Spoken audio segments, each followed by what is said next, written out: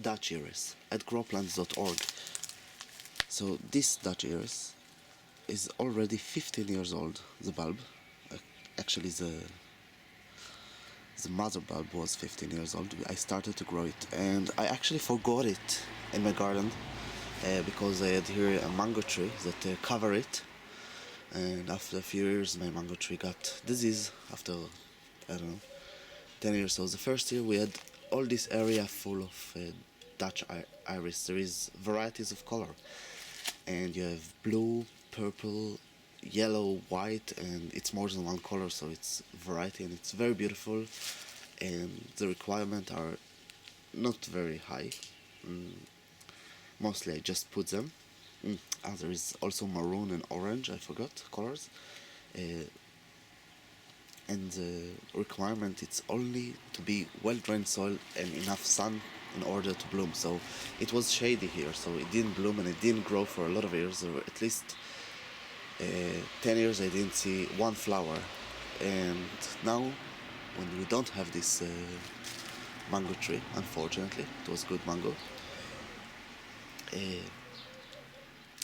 so this is the first year that it started to bloom. I saw the leaves and I was like, oh my god, it's regrow again, and it's divided itself. Maybe in the end of the year, end of the summer actually, or even in the beginning of the summer, when it will dry and die over into a bulb, I will divide the bulbs, because I see that I have here 3 bulbs that I can use. So the method for dividing bulbs and to use vegetative reproduction, that it's much easier than seeds.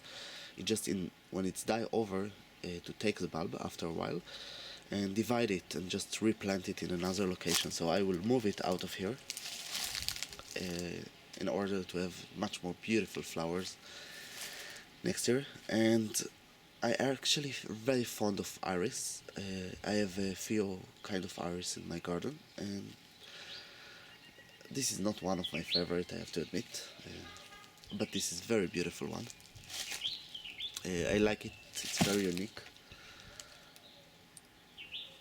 Okay, so what we need to know about growing. Okay, so in warmer climate, you start in the autumn to put the bulb in the soil. In cooler climate, it's need to be in the spring. If you are in warmer climate, the bulbs don't affect by the cold in the winter. It's just good for them. You don't need to do nothing, just put them in the ground, and that's all, and wait that it will bloom every year. Better to put it in a place that you will dry in the summer.